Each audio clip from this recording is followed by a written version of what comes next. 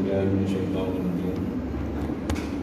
بسم الله الرحمن الرحيم. الحمد لله رب العالمين والعاقبة للمتقين ولا عدوان إلا على الظالمين. أشهد أن لا إله إلا الله وحده لا شريك له وأشهد أن محمدا عبده ورسوله صلى الله عليه وعلى آله وأصحابه ومن تبعهم من إحسان إلى يوم الدين. رب اشرح لي صدري ويسر لي أمري واحلل عقدة من لساني يفقهوا قولي.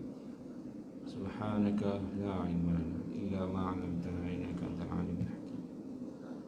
لا حول ولا قوة إلا بالله العلي العظيم. أما بعد، الحمد لله ثم الحمد لله.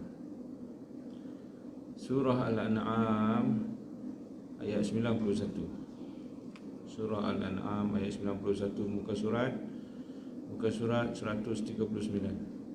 139.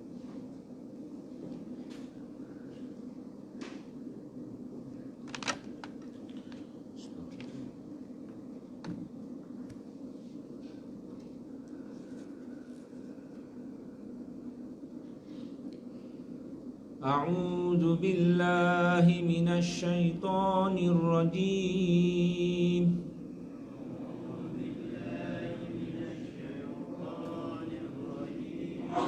بسم الله الرحمن الرحيم.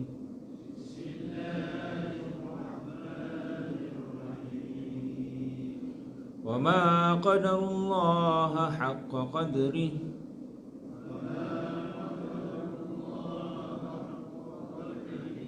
إذ قالوا ما أنزل الله على بشر من شيء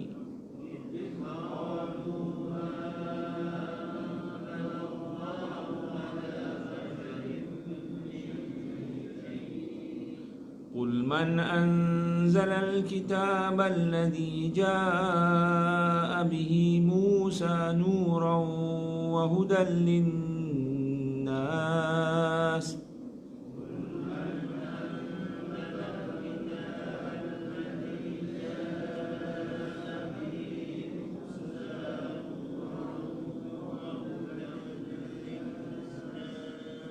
تجعلونه قراطيس تبدونها وتخفون كثيرا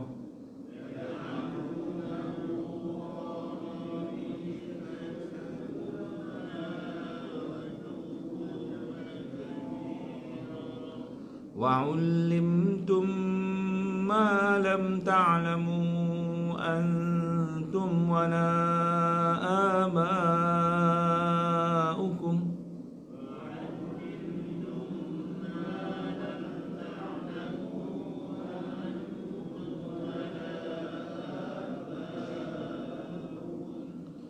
قل الله ثم ذرهم في خوضهم يلعبون.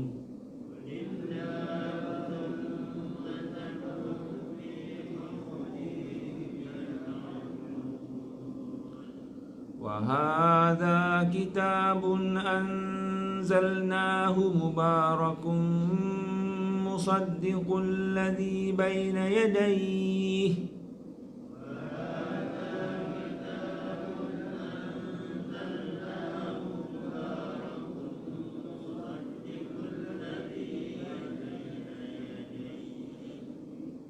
ولتنذر أم القرى ومن حولها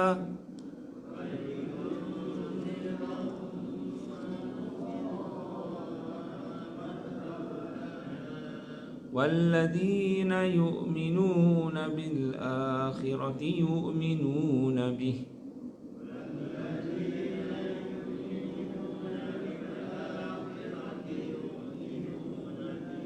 وهم على صلاتهم يحافظون.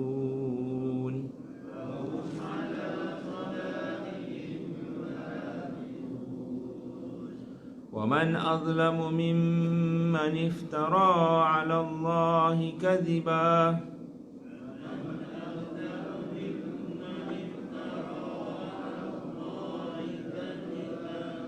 أو قال أوحي إلي ولم يوح إليه شيء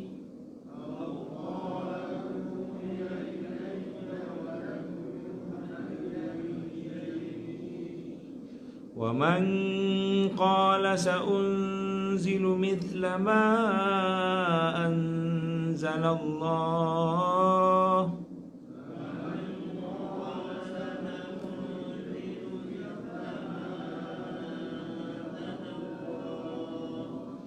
ولو ترى إذ الظالمون في غمرات الموت والملائكة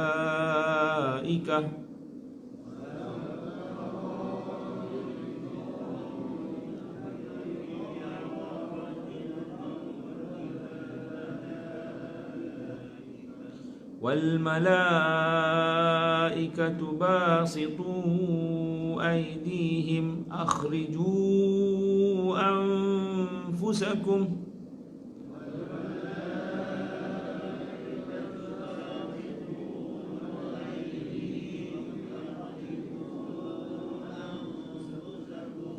اليوم تجزون عذاب الهون بما كنتم تقولون على الله غير الحق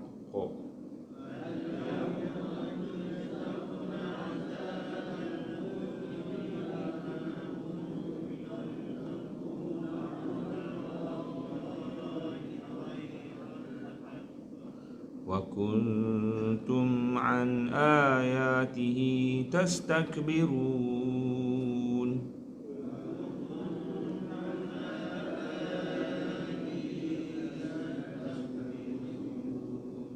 ولقد جئتمونا فرادا كما خلقناكم أول مرة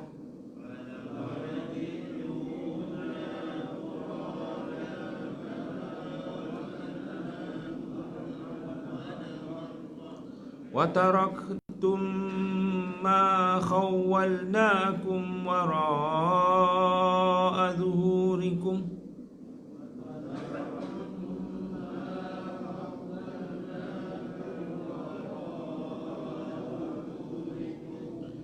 وما نرى معكم شفعاءكم الذين زعمتم أنهم فيكم شركاء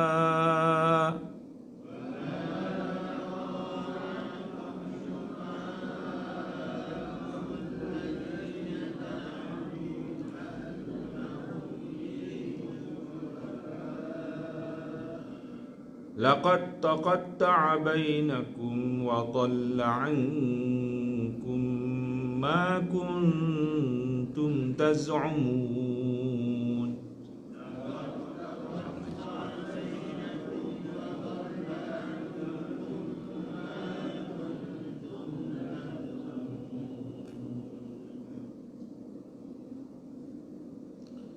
وما قدر الله حق قدره. Tidaklah mereka memuliakan Allah dengan sebenar-benar kemuliaan. Tidaklah mereka memuliakan Allah dengan sebenar-benar kemuliaan. Ini Allah nak cerita tentang buruk perangainya orang-orang Yahudi.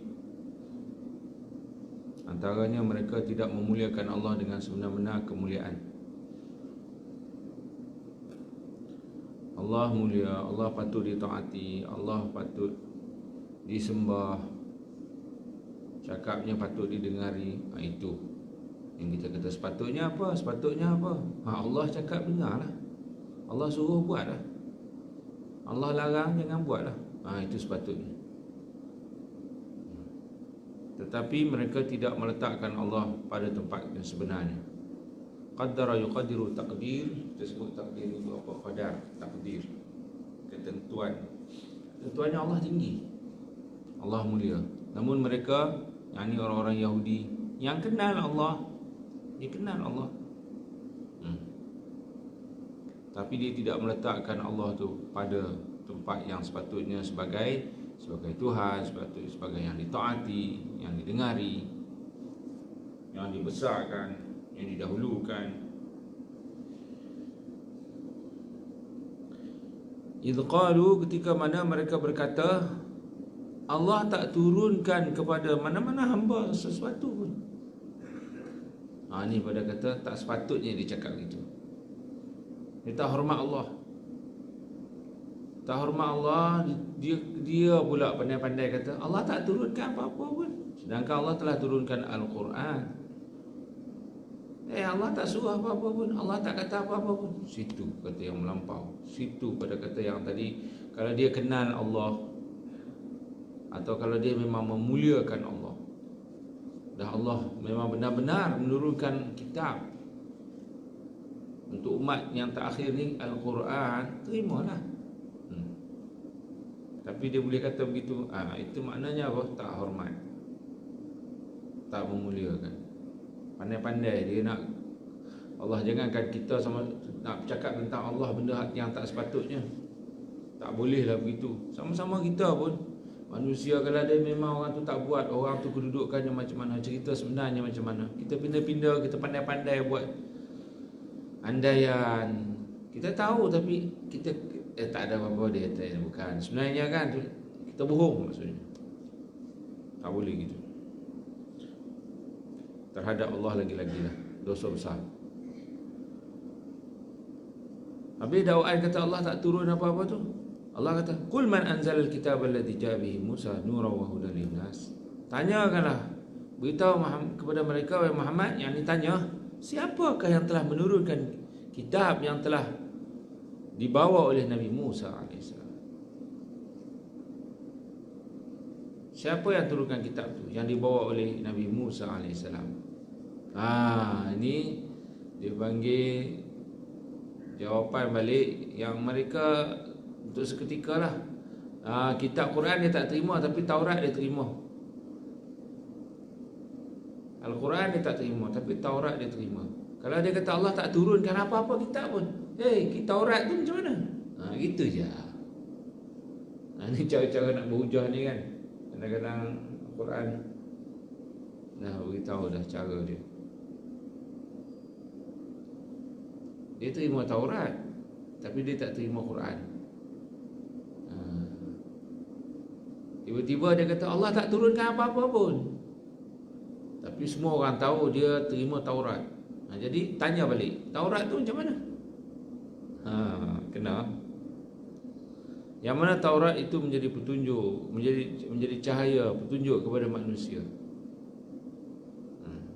Ataupun kalau lain dia kata tak ada, Nabi-Nabi ni tak ada, Nabi-Nabi tak ada. Tanya balik, Nabi Musa tu macam mana? Sama juga. Hujah-hujah ni kan kena atas kepala dia balik kan. Nak tutup macam mana? Itulah kata Quran ini penghujahan dari sudut naqli, dari sudut akli, dari sudut naqli tulisannya ada terpelihara Quran, dan dari sudut akli, dari sudut akal juga logik, dari sudut berhujah juga logik. Kalau mau menerima, kalau hati tu buka, terima Quran. Kalau hati tu buka, tenang, akhirnya akan menerima Quran. Yang tak terima juga tu degil ke apa ke, itu masalah macam ni lah. Pandai-pandai je. Taj'alunahu qaratisa tubdunaha wa tukhdunaha wa tukhfuna katsira.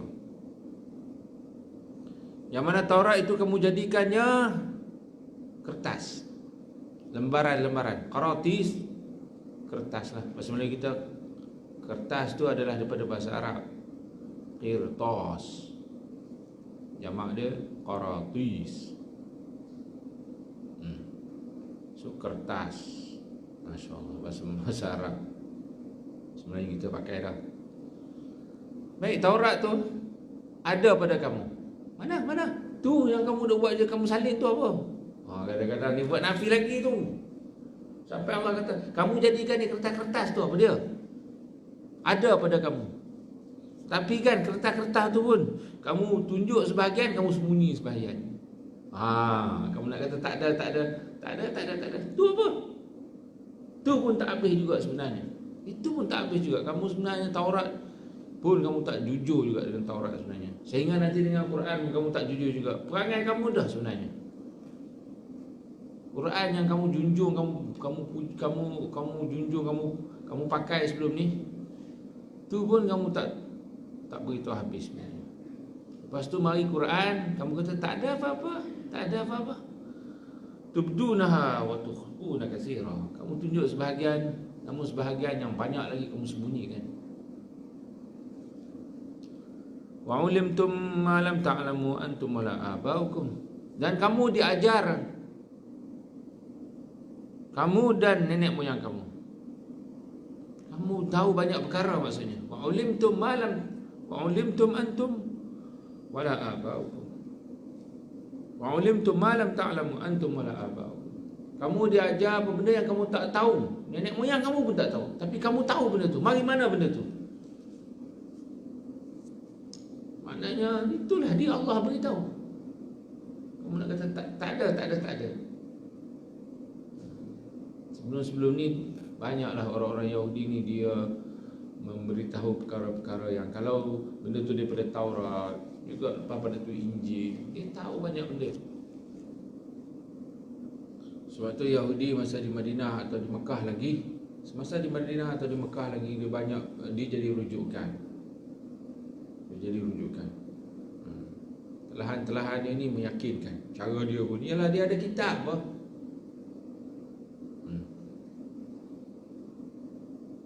Jadi dia tahu banyak benda lah. Jadi kamu diajar dan nenek moyang kamu juga. Mari mana benda tu? Kalau bukan daripada kitab. Jadi macam mana kamu nak kata tak ada, Allah tak turunkan kitab? Situ. Jadi siapakah yang telah menurunkan kitab? Qulillah, Allah lah yang turunkan kitab. Situ. Allah lah yang telah turunkan kitab. So ada tak kitab? Ada. Siapa yang turunkan? Allah. Allah tu macam mana? Kena dengar lah dia kata apa. Thumma darhum fi khawlihim yal'abun. Namun mereka nak berdegilkan juga kan, nak degil juga, biarkan mereka dalam kesesatan mereka bermain-main. So dia nak main-main dengan fakta, dia nak main-main dengan dusta, nak tipu diri sendiri akhirnya kan. So mazarhum, biarkanlah mereka. Cuma kita biar kenal. Orang macam ni maksudnya apa? Tak boleh pakai lah. Orang macam ni jangan dengar lah cakap dia. Dan kalau dia nak degil juga, biarlah ke dia. Lama-lama kan orang tak peduli. Sebab tu bila datangnya Nabi kita Muhammad SAW, orang Yahudi ni akhirnya terpinggir. Orang dah tak pakai lah. Kalau jenis tipu-tipu ni biar lama-lama orang tipu ni, lama-lama orang tahu. Dah orang tahu, orang tak pakai lah habis. Jadi selama mana dia tak angkat senjata, dia tak perang lah. Takat tipu-tipu gini, lama-lama orang tahu. Tapi kalau dia khianat betul-betul seperti di dalam peperangan Khandaq, itu Rasulullah langgar kampung Yahudi. Itu yang dicerita di dalam surah Al-Hasyr, surah pengusiran, sebab dia khianat dalam menjaga negara. Itu terpaksa wujud kerakyatan ke apa ke, usir terus daripada Madinah. Tapi sebelum tu dia buat hal itu, dia buat hal ini, jawab lah. Ditipu ke apa ke, so mazarhum fi khawdihim yal'abun. Biarkan mereka itu bermain-main dalam pendustaan, main-main dalam tipu. وهذا كتاب أنزلناه مبارك مصدق الذي بين يديه ولتنذر القرى ومن حولها. Inilah kitab yang telah kami turunkannya, mengandungi keberkatan. Inilah dia yang kamu nak nafikan. Inilah dia kitab yang kami telah turunkannya. Kitab penuh dengan keberkatan. Mubarak, diberkati maksudnya. Kebaikan lah, banyak kebaikan. Pakailah, ini kata-kata Allah, terimalah maksudnya. Dan juga membenarkan apa yang ada di hadapannya. Membenarkan ada apa yang ada pada ketika itu. Apa dia? ketika itu ada Taurat, ketika itu ada Injil. Quran membenarkan. Musaddiqul ladzi baina yadayhi, membenarkan apa yang ada. Ni sebagai nak tarik orang Yahudi juga ni. Sebagai nak tarik orang Yahudi pada dia terima Taurat. Tak ada masalah dengan Taurat. Nabi Musa tak ada masalah dengan Nabi Musa. Kita sebagai umat Nabi Muhammad SAW tak sempurna iman kita kalau tak terima Taurat, tak terima Injil, tak terima Nabi. Kita terima kitab dulu. Terima Nabi-Nabi dulu. Memanglah Nabi kita Muhammad SAW Nabi kita secara khusus, tetapi secara umum Nabi-Nabi dulu, kitab-kitab dulu kita terima. Jadi maknanya apa? Maknanya ini penerusan juga. Kitab ni bagus. Ni sebagai nak cari titik pertemuan lah ni, titik persamaan orang kata kan. Ada yang sama-sama tu kita sebut. Banyak dalam Quran sebut tentang musaddiqan atau musaddiqun. Dalam Quran banyak sebut. Kepada orang Yahudi je, bila Allah cakap je nanti musaddiqun lima baina yadayhi, terimalah ke Quran ni yang membenarkan apa yang ada pada kamu.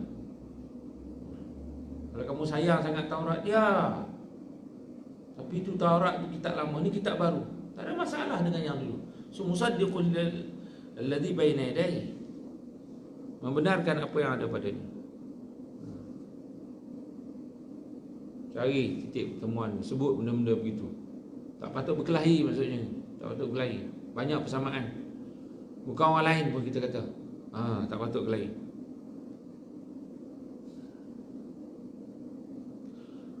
Dan juga walitunzira ummul qura, untuk memberi peringatan kepada ibu kepada kampung-kampung.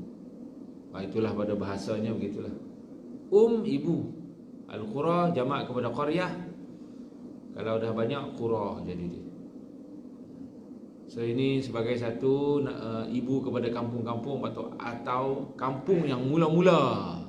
Ini sebagai penghormatan kepada Mekah. Penghormatan kepada Mekah, namanya begitu. Kampung hak sebenar-benar maknanya apa? Mungkinlah kalau orang nak kata ni kampung kami, ni kampung asal. Mungkinlah kalau nak kata. Tetapi sebagai penghormatan kepada Mekah, dialah Ummul Qura. Atau dalam cerita lain, penghormatan kepada orang-orang beriman, ibunya siapa? Isteri-isteri Nabi, Ummul Mukminin. Penghormatan ibu kepada orang-orang beriman. Ibu saya lain, betul lah, ibu hak sebenar-benar, tetapi penghormatan kepada ibu orang-orang beriman. Siapa dia? Isteri-isteri Nabi, Ummul Mukminin ataupun Ummahat Al-Mukminin. Ibu-ibu kepada orang-orang beriman, isteri-isteri Nabi, itulah penghormatan. Penghormatan kepada orang-orang beriman, pemimpinnya hari itu mula-mula diberi penghormatan tu, Amirul Mukminin Umar bin Khattab radhiyallahu anhu. So penghormatan. So di sini penghormatan Ummul Qura. Baik, Quran itu yang membenarkan apa yang ada padanya. Juga Quran itu walitunzira ummul qura, untuk memberi peringatan kepada semua tempat. Semua tempat lah maksudnya, Makkah dan semua tempat. Wa man haulaha, dan sesiapa yang di sekeliling. So Makkah luar sampai ke kita lah, sampai ke kita. Wa man haulaha, dan siapa yang sekeliling daripada Makkah, yang asalnya di sana, kemudian berkembang sampai kepada kita. Quran itulah dia kerjanya, atau antaranya ditunzira, untuk memberi peringatan. So terimalah maksudnya. Sampai ke Madinah apa? Terima. Walladzina yu'minuna bil akhirati yu'minuna bih. Dan orang-orang yang beriman dengan akhirat, dia pasti beriman dengan Quran. Kalau orang-orang yang beriman dengan akhirat, dia beriman dengan Quran. Ini dia. Tak ada masalah untuk nak menerima. Walaupun nanti Yahudi ke bukan Yahudi ke, kalau dia nanti dengan ada cerita akhirat, nanti akhirat macam mana, dia akan beriman dengan Quran. Tapi kalau tak ada dalam minda, tak ada dalam pemikiran akhirat, nanti mati, habislah tamat riwayat dalam kubur. Entah ada ke tak ada ke? Ada ke? Dia tak beriman lah maksudnya. Dengan kehidupan selepas daripada ni, dia tak beriman. Lepas tu cerita Quran kepada dia apa semua. Dia peduli apa? Hingga akhirnya kita yang jadi gagah juga ni. Sebab kita beriman kepada akhirat. Semayang juga 5 waktu. Tak semayang janganlah, nanti susah akhirat nanti. Semayang juga. Kes ada cerita akhirat. Walladzina yu'minuna bil akhirati yu'minuna bih. Dan mereka-mereka yang beriman dengan akhirat pasti dia beriman dengan Quran itu atau beriman dengan Allah. Wa hum 'ala salatihim yuhafizun, dan mereka terhadap solat mereka jaga. Jaga sungguh-sungguh. Hafaza yuhafizu, muhafazah maksudnya jaga sungguh-sungguh. Di sini ada makna sungguh-sungguh sebab hafiza yahfazu hifz. Dah makna jaga dah. Tetapi bentuk tu hafaza yuhafizu ni di sudut bahasa Arab sikitlah ni, saraf. Dia ada makna berat sini. Memang solat nak kena jaga betul-betul. Nak kena jaga betul-betul. Dan mereka terhadap solat mereka jaga betul-betul. Wa man adlamu mimman iftara 'ala Allah kadhiban aw qala uhiya ilayya wa lam yuha ilayhi syai'. Barang siapakah yang terlebih zalim? Siapakah yang terlebih jahat daripada orang-orang yang mendustai Allah sambil atau dia berkata aku telah diwahyukan kepadaku sedangkan tidak diwahyukan kepadanya satu pun. Ini melampau yang lain pula cerita. Ini melampau yang lain pula. Dia mendustai Allah atau dia kata Allah telah wahyukan kepadaku, telah diwahyukan kepadaku, sedangkan walam yuha ilahi syai', tidak diwahyukan kepadanya sesuatu pun sebab dia bukan nabi, dia bukan siapa-siapa pun. Allah telah berwahyu. Ini maknanya apa? Ini pun Dajjal juga. Seperti Musailamah Al-Kazzab, salah seorang yang dikatakan Dajjal juga. Apabila dia pun mengaku nabi, dia pun kata dapat wahyu juga. Siapakah yang terlebih zalim? Ini soalan. Wa man azlamu mimman, siapakah yang terlebih zalim? Maksudnya apa? Tak ada lah. Inilah paling zalim. Kalau sekali tengok maksudnya apa juga lagi? Dia tipu atas nama agama, tipu atas nama Allah. Dia bagi apa dah? Ni dibawa mari syubhat. Kalau main syubhat begini lagi besar lah fitnahnya, lagi besar dosanya. Kalau yang jenis syahwat tu pun berdosa juga. Tapi untuk diri dia je, jadi suka minum arak, berzina ke apa kan, itu satu hal lah, tak baik lah. Tapi kalau dah tertipu, dia kata ini agama, ini Allah kata, ini wahyu, ini hadis. Padahal itu bukan hadis, itu palsu ke atau reka-reka dia je. Dia kata ni cerita berkaitan dengan agama, tapi benda tu tak ada. Itu besar dosa. Lagi besar daripada dosa yang sebab bila atas nama agama, jadi besarnya apa? Sebab dosanya itu besar sebab dia bawa syubhat. Kalau kita tahu, kita tahu dah. Namun kalau orang lain tak tahu, itulah kata dia punya fitnah dia tu, ujian dia, masalah dia lagi besar. Nanti orang lain kata, oh ini agama kan, dah bawa bukan agama tu. Inilah Islam sebenarnya, hakikat makrifat apa semua. Betul tak sembahyang, lepas tu buat mari cerita, buat mari ayat-ayat, baca juga ayat Quran. Inilah pahamannya, inilah hakikatnya, inilah makrifatnya. Dia tak sembahyang tapi cerita Allah lah, apalah, itulah, inilah. Orang-orang tak tahu kan, tertipu dengan. Ingat Islam itulah yang sebenarnya. Semoga Allah beri petunjuk, gitu ya. Kalau orang tu memang jenis mencari, dia mula-mula terjumpa jenis-jenis tu, dia pun jadilah geng tu. Tapi semoga Allah beri petunjuk, lama-lama sedar, silap.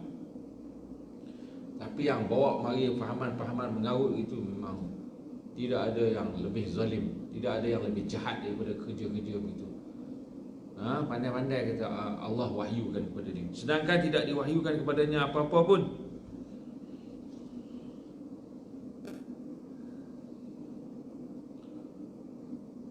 Dan sesiapa yang berkata aku akan turunkan seperti apa yang Allah telah turunkan, ini lagi melampau ni, macam Tuhan ni. Wa man qala sa'unzilu mithla ma anzalallah. Nanti aku akan turunkan seperti apa yang Allah telah turunkan. Tadi mengaku pada kata diberi wahyu. Mengarut dah. Ni lagi dahsyat mengarut.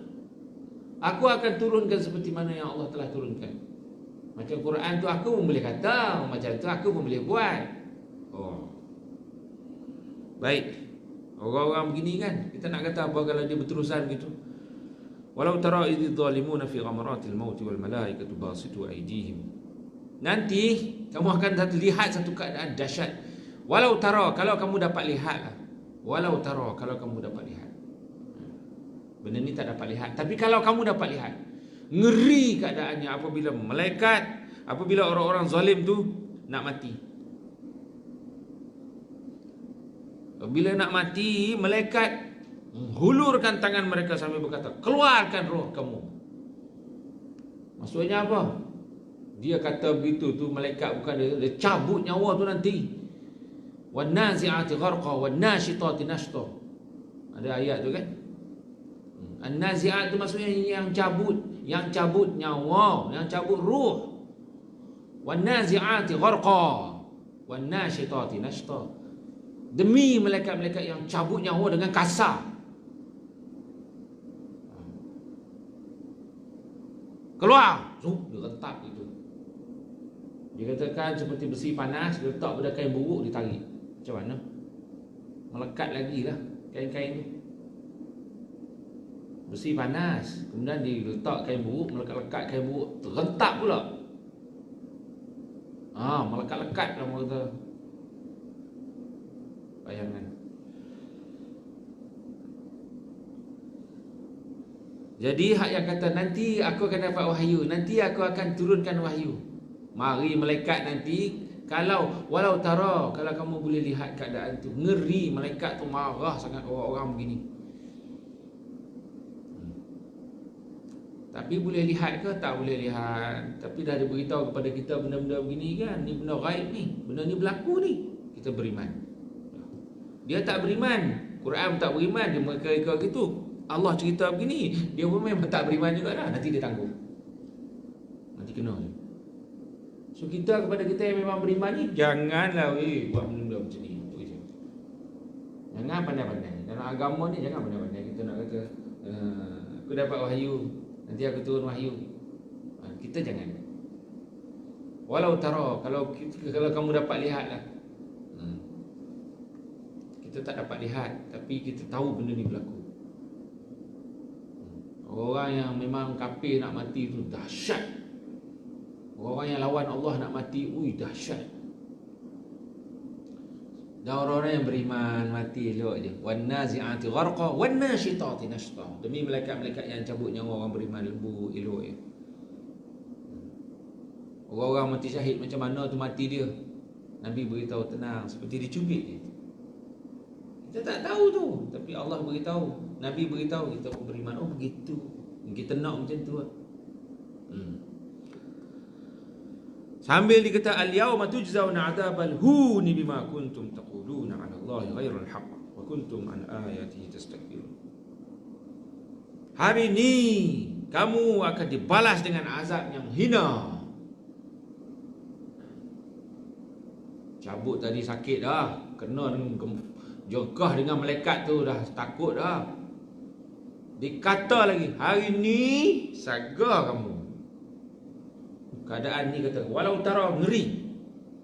Malaikat mari tu cabut dengan kasar, ngeri, sambil dengan kata-kata, hari ni kamu jaga kamu. Kamu diazab, dibalas dengan azab yang hina. Disebabkan dulu kamu kata kepada Allah dengan kata-kata yang tak sebenar. Kata-kata tak sebenar apa? Diturunkan wahyu kepadaku. Tak ada.